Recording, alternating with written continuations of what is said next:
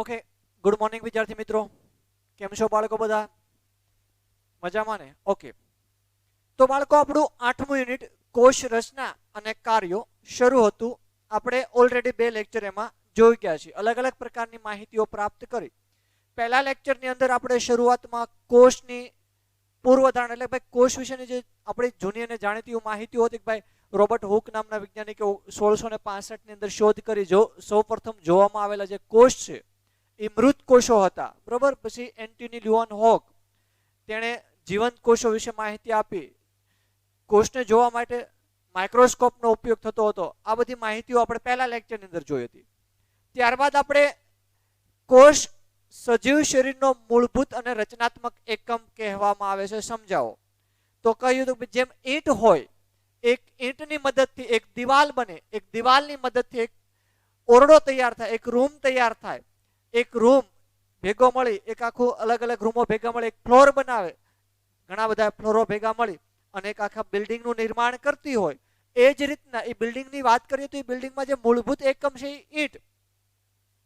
તો આવું જ કંઈક સજીવ શરીરમાં થાય કે ભાઈ સજીવ શરીરનું નિર્માણ કોષની મદદથી થાય. તો કોષ ભેગા મળી પેશી, પેશી ભેગા મળી અંગ અને અંગ ભેગા મળી અને આખા સજીવ શરીરનું નિર્માણ કરતા હોય છે. આ વસ્તુ આપણે પહેલા લેક્ચરની અંદર જોઈ ગયા હતા. ત્યારબાદ બીજા લેક્ચરની અંદર આપણે જોયું હતું કોષમાં સજીવોમાં કોષની સંખ્યા, આકાર અને કદમાં વિભિન્નતા. તો આપણે કહ્યું હતું કે ભાઈ સજીવ શરીર છે, ફોર એક્ઝામ્પલ મનુષ્યનું શરીર કરોડો કોષોથી બનેલું હોય છે, અબજો. તો ભાઈ 100 કરોડ ઇક્વલ ટુ 1 અબજ. તો અબજો ની મદદથી આખું શરીર છે તૈયાર થયેલું હોય છે. અબજો કોષોની મદદથી આખું સજીવ શરીર છે તૈયાર થયેલું હોય છે સંખ્યામાં. ત્યારબાદ આપણે જોયું હતું અલગ અલગ એક કોષીય સજીવો અને બહુકોષીય સજીવો કોને કહેવાય? તો જે સજીવો એક કોષની મદદથી બનેલા હોય એને એક કોષીય સજીવો કહેવાય. ફોર એક્ઝામ્પલ અમીબા, પેરામિશમ, આ બધા એક કોષીય સજીવો છે. બહુકોષીય સજીવો એટલે જે સજીવોના શરીર એકથી વધારે કોષોના બનેલા હોય તેને બહુકોષીય સજીવ તરીકે ઓળખવામાં આવશે. મલ્ટી સેલર એટલે ભાઈ બહુકોષીય. તો મનુષ્ય, ગાય, બિલાડી આ બધાના સજીવોના શરીર છે અબજો કોષોની મદદથી બનેલા હોય છે. અલગ અલગ કોષોનો સમૂહ અલગ અલગ પ્રકારનું કાર્ય છે કરતો હોય છે. ક્લિયર? તો એક કોષીય સજીવ કોને કહેવાય ને બહુકોષીય સજીવો કોને કહેવાય એ માહિતી આપણે ગયા લેક્ચરમાં જોઈ હતી. ત્યારબાદ આપણે જોયું હતું કોષોના આકાર વિશે. તો માની લો રક્ત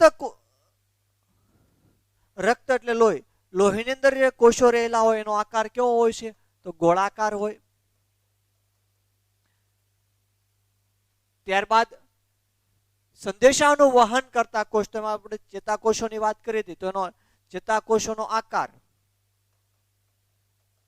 ચેતાકોષ કેવા હોય છે? શાખાયુક્ત અથવા તો શાખા તંતુ, મીન્સ કે શાખા વાળા હોય છે. એ સમયે તમને ચેતાકોષની આખી આકૃતિ બતાવી હતી. ક્લિયર? સ્નાયુ કોષો કેવા હોય? તો ભાઈ સ્નાયુ કોષો છે, સ્નાયુ કોષ એ કેવા હોય છે? ત્રાકાકાર હોય છે. કેવા? ત્રાકાકાર. ક્લિયર? તો ખાસ રક્તના, લોહીના અંદર રહેલા કોષો કયો આકાર ધરાવે છે? તો આકાર કયો હોય? ગોળાકાર. ચેતાકોષોનો આકાર તો શાખા સ્વરૂપે. કયા કોષ ત્રાકાકાર હોય છે? સ્નાયુ કોષ ત્રાકાકાર હોય છે. આ બધા એક એક માર્કની અંદર ખરા ખોટામાં કે ખાલી જગ્યાની અંદર આવતા પ્રશ્નો છે. ખાસ મહત્વની વસ્તુઓ આવે એક એક માર્કની સરખી રીતના ફોકસ કરીને તૈયાર કરવી કે સિમ્પલ હોય પરંતુ ઘણી વખત એવું બને કે આવડે નહીં. ક્લિયર? ત્યારબાદ આગળ આપણે વાત કરીએ તો કોષોની સંખ્યા આપણે જોઈ ગયા હતા, બરોબર. અમીબા અને પેરામિશમની આકૃતિ પણ આપણે જોઈ ગયા હતા, બરોબર. એક કોષીય સજીવ છે પોતાનું તમામ જે જીવન નિર્વાહ માટેના જે મૂળભૂત કાર્યો છે એક કોષની મદદથી કરે છે. બહુકોષીય સજીવો પોતાનું મૂળભૂત જીવન મીન્સ કે એનું જીવન નિર્વાહ અને મૂળભૂત કાર્યો છે અલગ અલગ કોષોની મદદથી કરતા હોય છે. આ વસ્તુ પણ આપણે જોઈ હતી. હવે બાળકો આવે છે નવો મુદ્દો છે કોષનું કદ. કોષનું કદ એ આજનો ટોપિક આપણો શરૂ થાય છે, કોષનું કદ. તો ભાઈ દરેક કોષોનું કદ અલગ અલગ હોય. ભલે સજીવ શરીરની અંદર અસંખ્ય કોષો રહેલા હોય, પરંતુ અસંખ્ય કોષો છે અલગ અલગ પ્રકારનું કાર્યો કરતા હોય છે. તો આ અલગ અલગ કોષોનું કદ છે પણ અલગ અલગ હોય. હવે લોહીની અંદર જે કોષો રહેલા હોય તે અને આપણા સંદેશાઓનું વહન કરતા ચેતાકોષો છે એ બંનેનું કદ કઈ સમાન હોય નહીં. તો સજીવોમાં કોષનું કદ અલગ અલગ પ્રકારનું હોય. ફોર એક્ઝામ્પલ, મરઘીનું ઈંડું છે. મરઘીનું ઈંડું છે એક કોષ છે, તો એને આપણે નરી આંખે જોઈ શકીએ છીએ. તો ઘણા કોષો એવા છે જેને આપણે નરી આંખે જોઈ શકતા નથી. તો ડિફરન્ટ ક્યાં? એક કોષ નરી આંખે દેખાય છે, એક કોષ નરી આંખે દેખાતો નથી. તો ડિફરન્ટ એના કદનો થયો ને. સાઇઝ ઓફ સેલ્સ એ ડિફરન્ટ થયો કે નહીં? એકમાં તમને નરી આંખે જોઈ શકો, નરી આંખે એટલે ઈંડાને તમે હાથમાં રાખો તો જોઈ શકાય છે, યસ યા નો, જોઈ શકાય. પરંતુ બેક્ટેરિયાનો કોષ હોય કે બીજા અમુક કોષો છે એને નરી આંખે જોઈ શકાતા નથી. જોઈ શકાય? ના જોઈ શકાય. તો આ ડિફરન્ટ થયો એના કદનો. તો સજીવ શરીરની અંદર અલગ અલગ પ્રકારના કોષો આવેલા હોય છે. આ તમામ કોષોનું કદ એટલે કે સાઇઝ અલગ અલગ હોય છે. તો સજીવોમાં કોષનું કદ 1 મીટરના 10મા લાખ ભાગ. 1 મીટરના 10મો લાખ એટલે 1 મીટર લઈ લો, માપ છે સાઇઝ. હવે 1 મીટરના 10 લાખ ભાગ કરો અને એ 10 લાખ ભાગ કરી માની લો આ કોઈ 1 મીટર છે, બરોબર? આ મેં એક અહીંયા લાઈન ડ્રો કરી છે, 1 મીટર છે, સમજી લો. હવે આ લાઈનના 10 લાખ ભાગ કરી નાખવાના છે. કેટલા ભાગ કરવાના છે? 10 લાખ.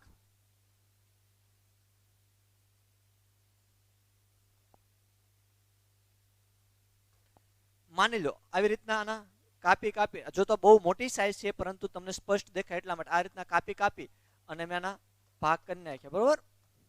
હવે આ 10 લાખ ભાગ કરું તો માની લો આઈ થિંક અહીંયા જે ડોટ દેખાય છે તમને, હું મોટો આંકડો, આની અંદર જે ડોટ દેખાય છે એનાથી પણ ઘણું નાનું જે આખી સાઈઝ હોય એની એવડો કોષ હોય છે કે તેનાથી નાનો પણ હોઈ શકે.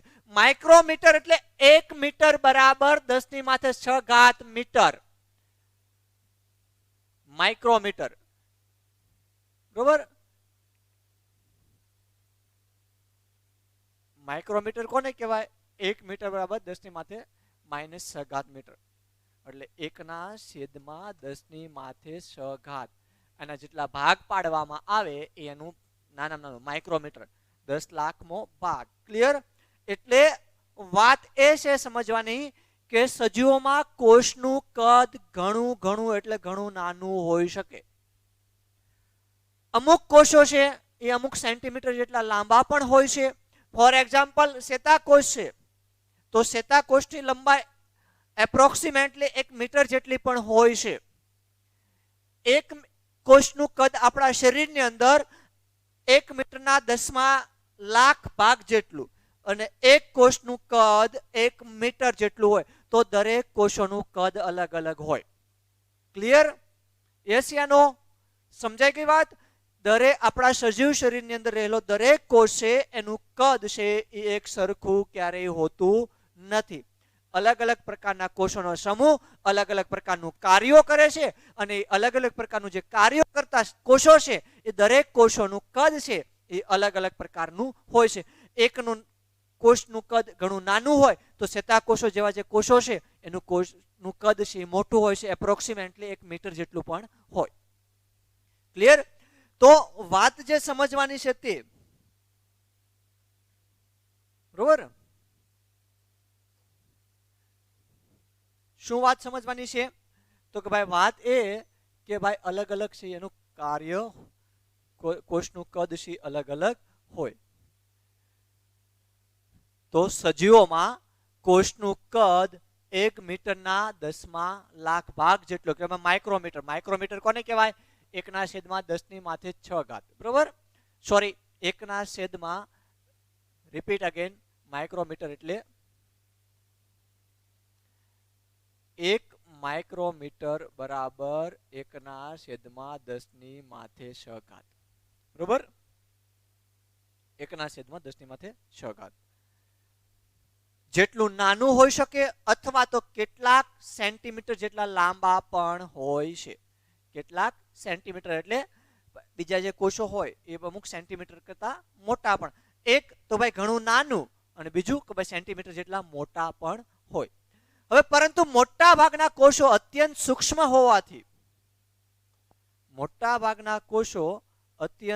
સૂક્ષ્મ હોવાથી ખુલ્લી આંખે વડે જોઈ શકાતા નથી. અમુક કોષો છે એ એટલા નાના હોય કે નરી આંખે જોઈ શકાય નહીં. એને જોવા માટે સારા એવા વિવર્ધન ક્ષમતાવાળા માઇક્રોસ્કોપનો ઉપયોગ કરવામાં આવે છે. ગયા લેક્ચરની અંદર મેં તમને સમજાવ્યું હતું કે માઇક્રોસ્કોપનું કાર્ય શું. તો માઇક્રોસ્કોપ કાર્ય શું કરે છે? નાની વસ્તુને મોટી બતાવવાનું કાર્ય કરે છે. બરોબર. હવે માઇક્રોસ્કોપની મદદથી એને જોઈ શકાય છે. સૌથી નાના કોષનું કદ મહત્વનો પ્રશ્ન પરીક્ષાની અંદર. સૌથી નાના કોષનું કદ 0.1 મીટર 0.1 થી 0.5 મીટર છે. સૌથી નાના કોષનું કદ 0.1 મીટર થી કેટલું છે? 0.5 માઇક્રોમીટર. પરીક્ષાલક્ષી મહત્વનો પ્રશ્ન કે ભાઈ સૌથી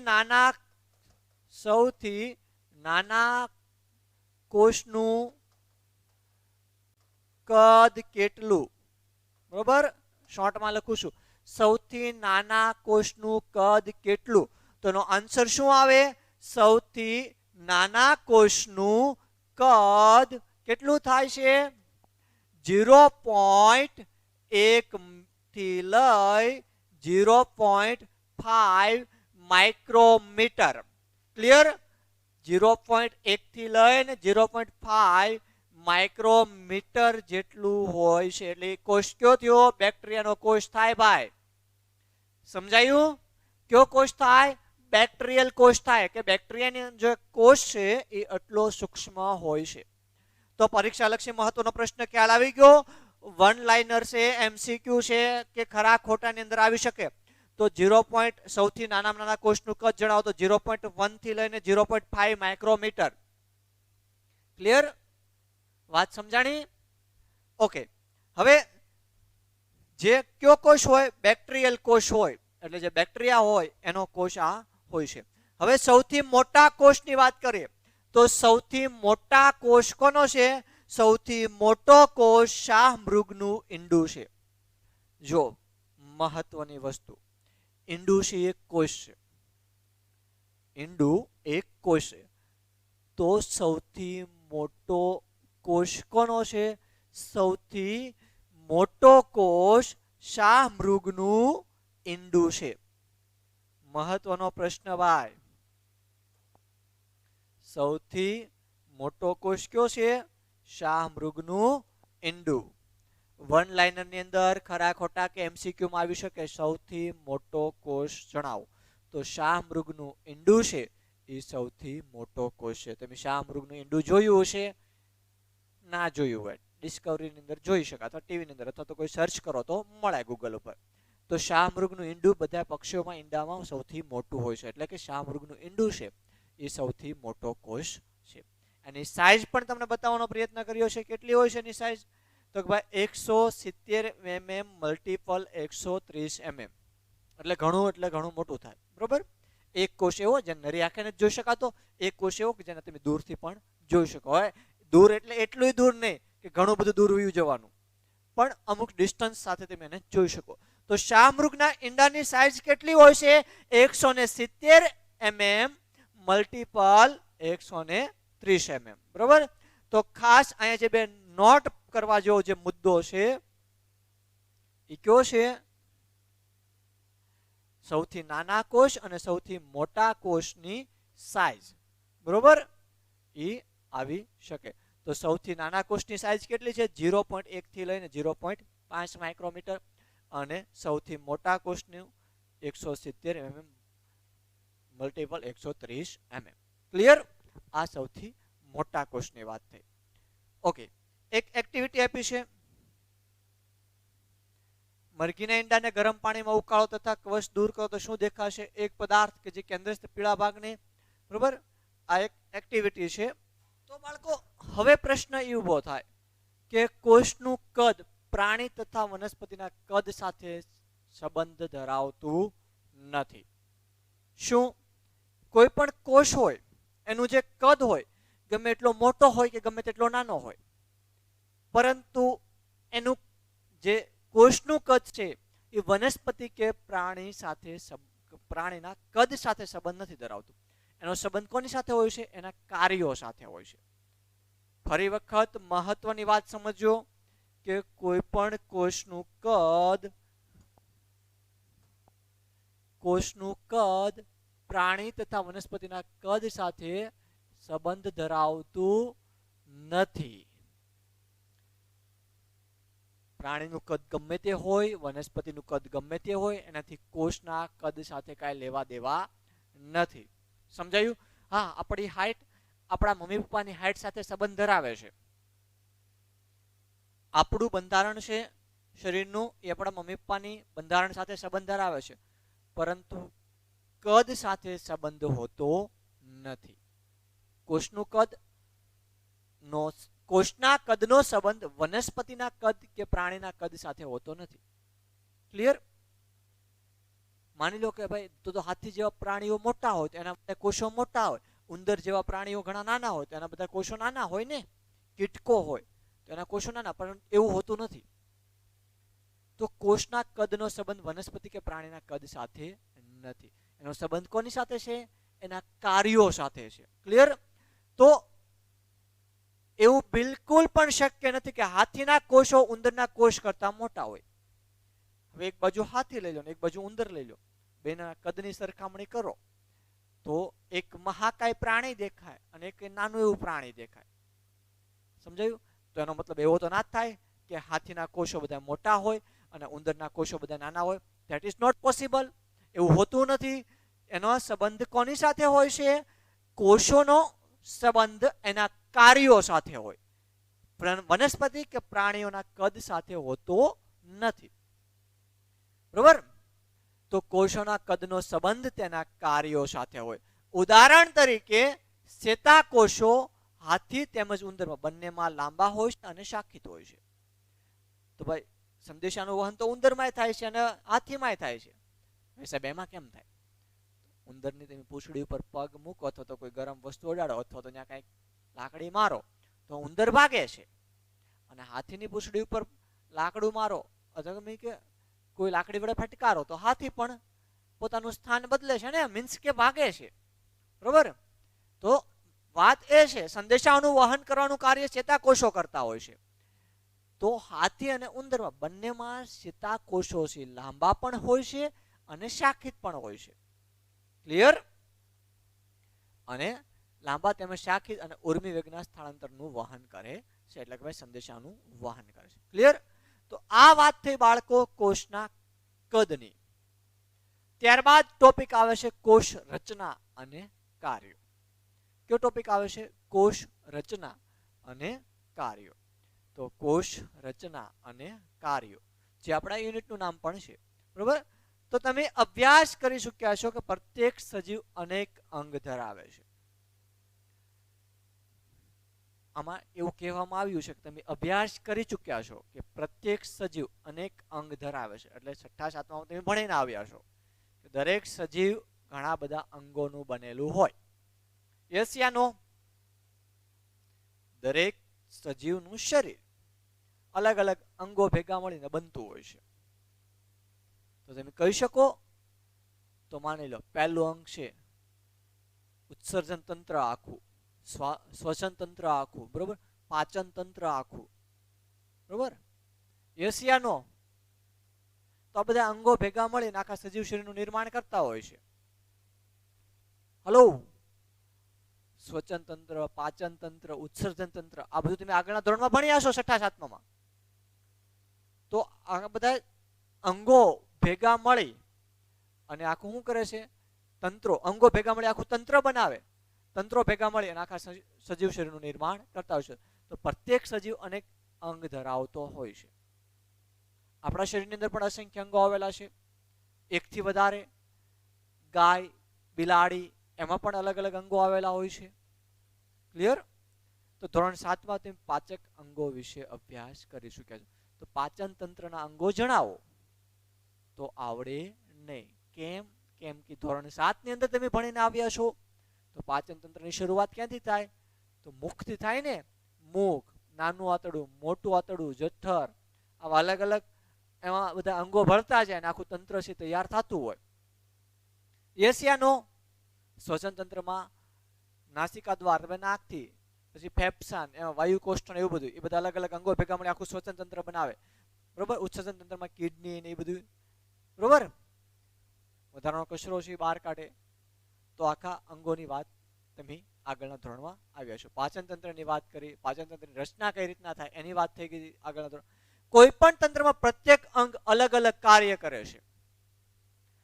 કોઈ પણ તંત્ર હોય, પાચન તંત્ર હોય, શ્વસન તંત્ર હોય કે કોઈ પણ તંત્ર હોય, એ એના જે અંગો છે એ અલગ અલગ પ્રકારનું કાર્ય કરતા હોય. શ્વસન તંત્રની અંદર જે અંગ રહેલું હોય એ એવું ક્યારેય ન વિચારે કે ભાઈ આજે શ્વસન તંત્રની અંદર આપણે ભાગ ભજવવાનો થતો નથી, આજે આપણે પાચન તંત્રની અંદર જેને ભાગ ભજવવો છે, એવું ક્યારેય પોસિબલ બનતું નથી. દરેક અંગનું, દરેક તંત્રની અંદર વિશિષ્ટ અને મહત્વનું કાર્ય હોય અને એને બખૂબી નિભાવવું પડે. એવું ક્યારે પોસિબલ બને કે ભાઈ ફેફસા છે એમ કે ભાઈ આજે મારે શ્વસન તંત્રની અંદર નથી રહેવું, મારે આજે પાચન તંત્રની અંદર જઈને મારી ફરજ બજાવવી છે? તો એવું ચાલે નહીં, એવું બને જ નહીં, પોસિબલ જ નથી. તો પણ એવું થાય નહીં. કદાચ એને મન થયું હોય કે મારે જવું છે, એવું થાય નહીં. ક્લિયર? એને શ્વસન તંત્રની અંદર જ ભાગ ભજવવો પડે. પાચન તંત્ર અંદર નાનું આંતરડું છે એ એમ કે મારે આજે શ્વસન તંત્રની અંદર ભાગ ભજવવો છે, તો એવું થાય નહીં. દરેક તંત્રની અંદર જે અંગ રહેલું છે એ તેના સ્થાને મહત્વનું અને વિશિષ્ટ કાર્ય કરતું હોય છે. અને જો કાર્ય પરિપૂર્ણ કરે સરખી રીતે તો જ આખા તંત્ર છે એ વ્યવસ્થિત રીતે ચાલે. ફોર એક્ઝામ્પલ તમને સમજાવું. તમારા ફેફસાની અંદર કોઈ ઇન્ફેક્શન લાગ્યું, કે ફેફસાની કોઈ બીમારી થઈ, એટલે આખું તમારું શ્વસન તંત્ર છે એ આખું શું થાય છે? ગોટાળે ચડે. તમે જે નોર્મલી જે શરીરને શ્વસન તંત્રમાં જે કાર્ય થતું હોય છે, એ જો ફેફસાને કોઈ ડેમેજ થયું, શ્વસન નળી છે, અન્નળી છે, સોરી શ્વસન નળી છે, એ કોઈ ડેમેજ થયું હોય કે ફેફસા કઈ ડેમેજ થયા હોય, તો એ અસર સીધી શ્વસન તંત્ર ઉપર પડતી હોય છે. તાજેતરમાં કોરોના કાળ ચાલી રહ્યો છે, તો કોરોના કાળની મુખ્યત્વે ઇફેક્ટ ક્યાં થાય છે? ફેફસા ઉપર થાય છે. કોરોનાના જે વાયરસ છે ફેફસાને શું કરે છે? જે નોર્મલી ફેફસા ફૂલવા જોઈએ અને સંકોચન પામવા જોઈએ અને જે કાર્ય થવું જોઈએ શ્વસન તંત્રનું, એવું કોરોના વાયરસ થવા દેતો નથી. એટલે શું થશે? આખું શ્વસન તંત્ર છે એ આખું અસંતુલિત થશે. એના કારણે પછી અસર છે આખી બોડી ઉપર પડતી હોય છે. એના કારણે માણસ મૃત્યુ પામતો હોય છે, જો યોગ્ય ટાઈમે યોગ્ય સારવાર ના મળે તો. બરોબર?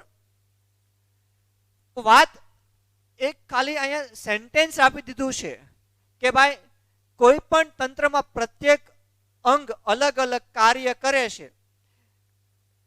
એ ઘણું મહત્વનું છે કે ભાઈ કોઈ પણ તંત્રનું અંગ છે કોઈ પણ તંત્રમાં ગમે ત્યારે પોતાની ફરજ નિભાવી શકે નહીં, એટલે કે કાર્ય કરી શકે નહીં.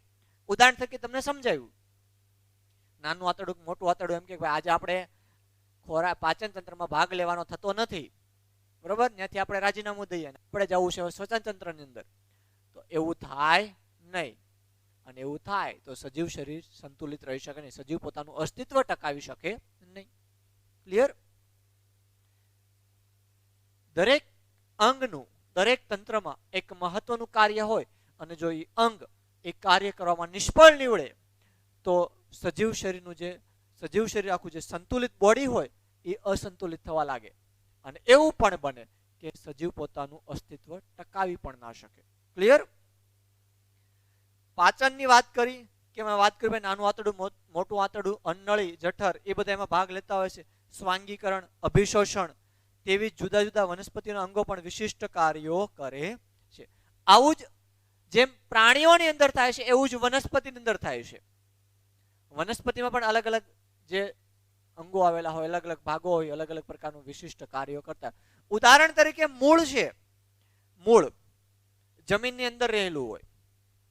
હવે પાછા એમ ન કહેતા સાહેબ મૂળ બહાર આવે. અમુકના મૂળ બારે હોય. ફોર એક્ઝામ્પલ કોઈ મોટો વડલો હોય, વડ હોય, તો એના મૂળ તમે બહાર જોઈ શકો, બરોબર ને? હોય. પરંતુ મુખ્યત્વે અહીં આપણે વાત કરીએ મૂળ જમીનની અંદર આવે. મૂળનું કાર્ય તો ભાઈ વનસ્પતિને જકડી રાખવાનું, અમુક શોષણ, પાણી છે, ખનિજ ક્ષારો છે, એનું શોષણ કરીને વનસ્પતિના ઉપરના ભાગોમાં મોકલવાનું. આ બધું તમે ધોરણ 7 ની અંદર ભણીને આવ્યા છો. તો મૂળનું કાર્ય પાણી તેમજ ખનિજ ક્ષારોના શોષણમાં મદદ કરવાનું છે. મૂળનું કાર્ય શું? મૂળ એક અંગ છે વનસ્પતિનું. એનું કાર્ય તો ભાઈ પાણી અને ખનિજ ક્ષારો છે એનું શોષણ કરવામાં મદદ કરે છે. ક્લિયર?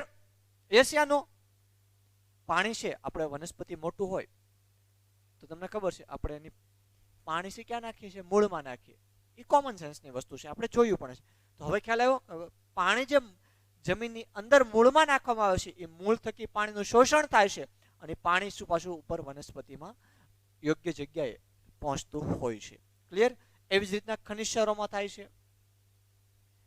આપણે પહેલા યુનિટની અંદર પાક ઉત્પાદનમાં જોયું હતું કે સારા પાક માટે ખાતર પણ જોઈએ, ખનિજ ક્ષારો પણ મહત્વનો ભાગ ભજવે.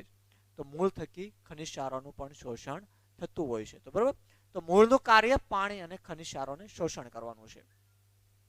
આ બધું ખોરાક સંશ્લેષણ માટે જવાબદાર પર્ણો, પાંદડાઓ છે, એ ખોરાકના સંશ્લેષણ માટે જવાબદાર છે. બરોબર? સૂર્યપ્રકાશની હાજરીમાં હરિતદ્રવ્યો હોય પાંદડાઓની અંદર, સૂર્યપ્રકાશની હાજરીમાં શું કરે છે? પ્રકાશ સંશ્લેષણની ક્રિયા કરે છે અને એમાંથી એનું વનસ્પતિ છે પોતાનો ખોરાક મેળવતા હોય છે. ક્લિયર? તો વનસ્પતિનું જે અંગ છે એ દરેક અંગ અલગ અલગ પ્રકારનું કાર્ય કરે છે. જેમ પ્રાણીઓમાં થાય છે એ જ રીતના વનસ્પતિની અંદર પણ આવું જોવા મળે છે. તો દરેક અંગ નાના નાના ભાગ દ્વારા નિર્માણ પામે છે, જેને પેશી કહે છે. દરેક અંગ નાના ભાગ દ્વારા નિર્માણ પામે છે, જેને પેશી કહે છે. બીજી ડેફિનેશન, નિશ્ચિત કાર્યો કરતા કોષોના સમૂહને પેશી તરીકે ઓળખવામાં આવે છે. નિશ્ચિત કાર્યો કરતા કોષોના સમૂહને પેશી તરીકે ઓળખવામાં આવે છે. તો અલગ અલગ પ્રકારની પેશીઓ રહેલી હોય છે. આ દરેક પેશીની અંદર જે કોષો રહેલા હોય, એટલે ભાઈ કોષો એટલે કોષોનો સમૂહ. પહેલા કહ્યું એમ કે કોષોનો સમૂહ ભેગો મળી પેશી બનાવે, પેશીઓનો સમૂહ ભેગા મળી અંગ, અને અંગ ભેગું મળી અને આખા સજીવ શરીરનું નિર્માણ કરતું હોય છે.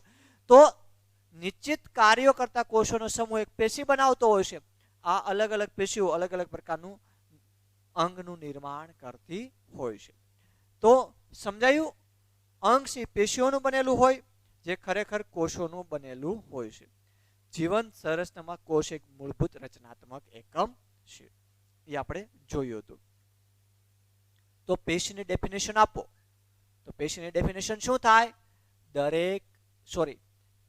નિશ્ચિત કાર્યો કરતા કોષોના સમૂહને પેશી તરીકે ઓળખવામાં આવે છે. આ થયો એનો ડેફિનેશન, પેશીની ડેફિનેશન. ક્લિયર? ઓકે? તો બાળકો આજના લેક્ચરમાં બસ એટલે સુધી રાખીએ છીએ. આજના લેક્ચરમાં આપણે જે માહિતીઓ પ્રાપ્ત કરી એને એકવાર વાત કરીએ તો કોષોનું કદ વિશે માહિતી પ્રાપ્ત કરી અને કોષોના રચના અને કાર્યો વિશે માહિતી પ્રાપ્ત કરી. નાનો કોષના કદ કેટલું હોય, મોટા કોષનું કદ કેટલું હોય, બરોબર, એવા અલગ અલગ પેશી કોને કહેવાય એ બધી માહિતીઓ આપણે પ્રાપ્ત કરી હતી. તો આમાંથી કેવા પ્રકારના પ્રશ્નો આવી શકે આ ટોપિકમાંથી એની જો વાત કરવામાં આવે તો પહેલો પ્રશ્ન એવો, સૌથી નાના કોષનું કદ જણાવો, સૌથી મોટા કોષનું કદ જણાવો, પેશી એટલે શું, કોષોના કદ વિશે જણાવો. અલગ અલગ પ્રકારના પ્રશ્નો છે આવી શકે. તો બાળકો બાકીના ટોપિક છે એ આપણે નેક્સ્ટ લેક્ચરની અંદર આગળ વધારશું. Thank you very much.